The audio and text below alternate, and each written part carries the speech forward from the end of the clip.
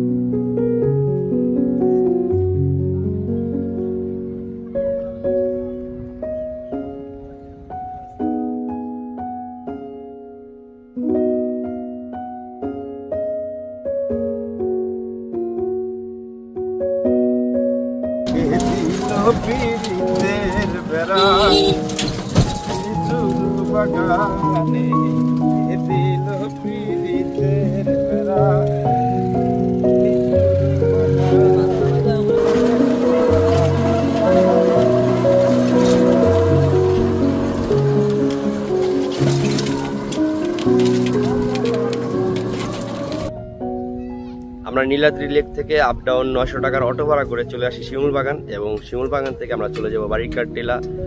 এখন আপাতত আমরা যাচ্ছি শিমুল বাগান। এই আমার পিছনে যেটা দেখা যাচ্ছে এটি শিমুল বাগান। এখন আমরা টিকিটটা কাটবো, এখান থেকে কেটে শিমুল বাগানে যাব। আর এই পাশে যেটা আমরা দেখতেছি এটা হচ্ছে মেঘালয়ের পাহাড়গুলো দেখা যায়। পার পার্সন 50 টাকা টিকিট দিয়ে চলে আসলাম শিমুল বাগান। মানে একটা বাগানে ঢুকতে গেছি, এখানে 50 টাকা লাগে। এটা আসলে বুঝলাম না, 50 টাকা যদি হয় একটা বাগানে ঢোকার জন্য ফি, এটা আমার কাছে অনেক অতিরিক্ত মনে হচ্ছে, অনেক বেশি মনে হচ্ছে। এই শিমুল বাগান ঢুকলাম আমরা। এই মুহূর্তে তার ফুল হওয়ার সুযোগ নাই, বর্ষাকাল চলে। যখন ফুলগুলা হয়, লাল হয়ে যায় পুরো বাগানটা, তখন অনেক বেশি সুন্দর লাগে। এই হচ্ছে বাগান।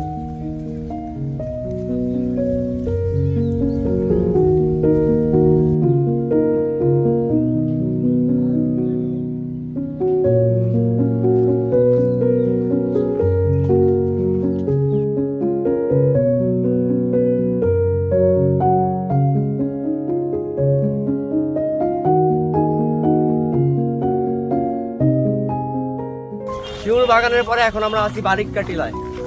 টিলায় উঠতেছি, ট্রেকিং করতেছি ভরপুর। আর এই পাশে আছে জাদুকাটা নদী।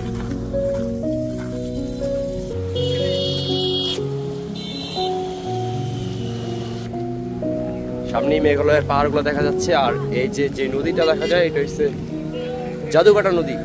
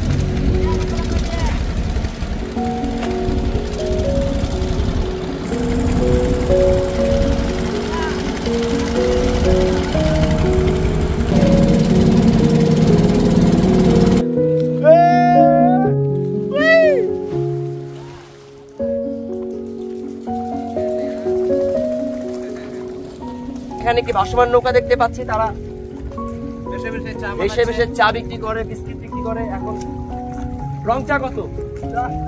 দুধ চা একটা রং চা দেবে।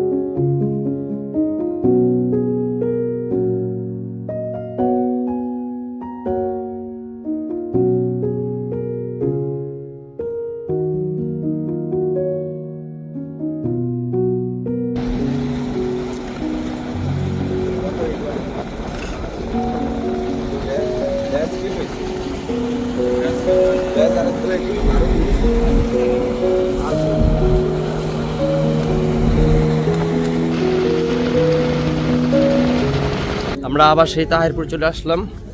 হাওড় ভ্রমণ এখানেই সমাপ্ত। এখন আবার সুনামগঞ্জ চলে যাব। সুনামগঞ্জ থেকে ঢাকার বাসে করে ঢাকা চলে যাব। এই চমৎকার একটি ট্যুরে আমরা মোটামুটি অনেক আনন্দ করেছি, অনেক মজা করেছি সবাই।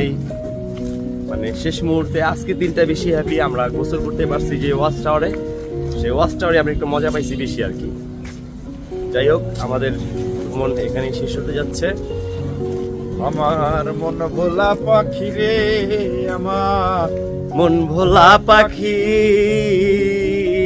সেগুলো বেরি দিলে কি আর বান্ধা রাখা যায়? শিকল বেরি দিলে কি আর কাউরে বাইন্ধা রাখা যায়? যদি থাকিতে না চায় কি লাভ হইল শিকল বেরি দিয়া পাখির পায়? আমার মন ভোলা পাখিটাই এখন উড়িয়া বেড়ায়। কি লাভ হইল শিকল বেরি দিয়া পাখির পায়?